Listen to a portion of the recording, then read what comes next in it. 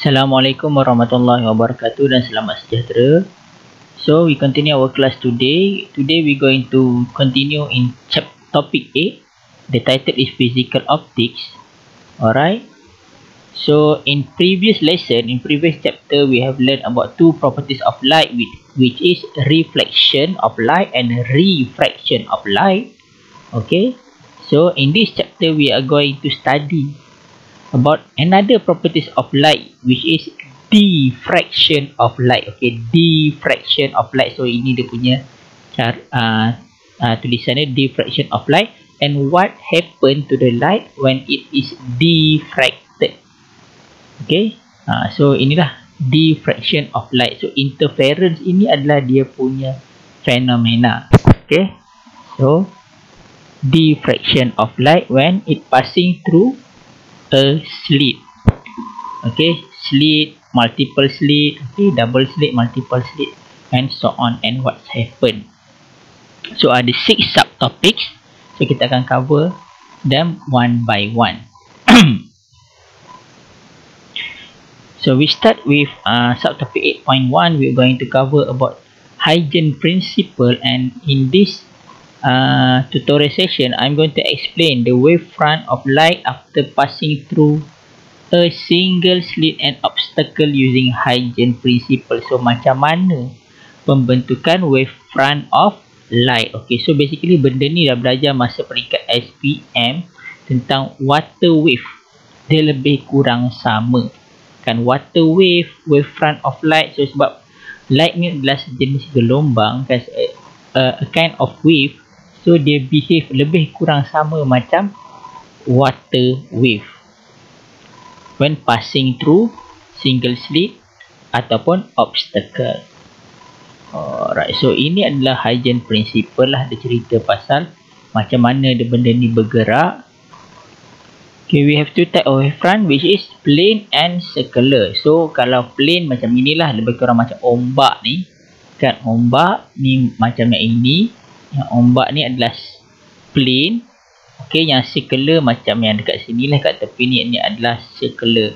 So circular ni contoh macam kalau yang biasa kita nampak, kalau macam stone drop on water. Okey, apa benda yang jatuh dekat atas air, so dia akan ada circular wavefront.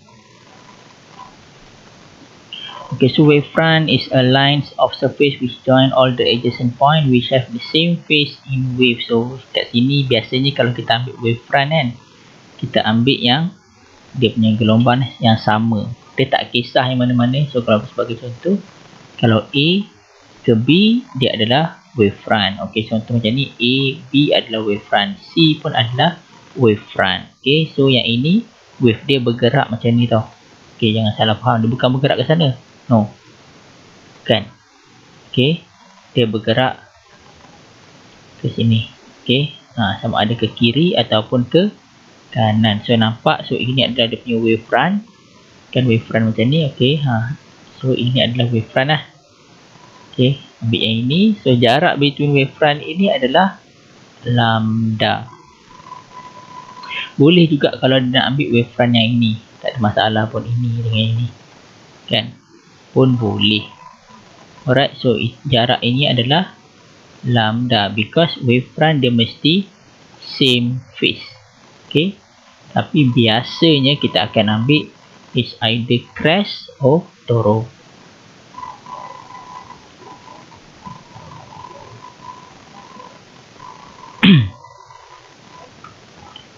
So construction of wavefront, so kita boleh tengok dekat sini macam mana benda tu bergerak kan. Okay, so every point of a wavefront act as a secondary point of source. Point source emitting spherical wavelet. So ini adalah every point on the wavefront. Okay, so dia akan buat curve ni. Nampak? Dia akan buat wavelet. Ini nama dia wavelet. Alright, so wavelet ni akan bersambung membentuk new wavefront. Okay, so sebab dia nampak macam new wavefront. Tapi kan kalau tengok macam ini, so dia lebih kurang sama. Ini circular lah. Okay, ini circular.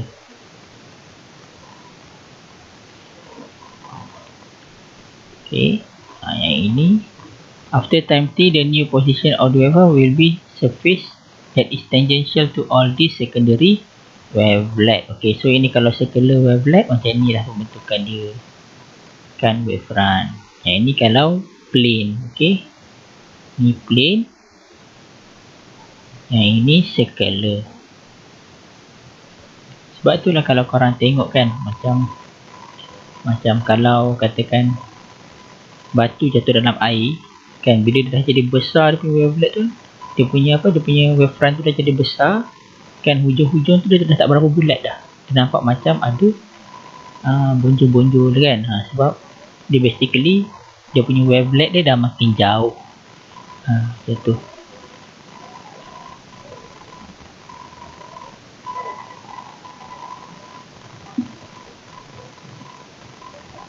So ini sama juga pembentukan new wavefront kan. Ni contoh explanation lah, so boleh baca dan tengok.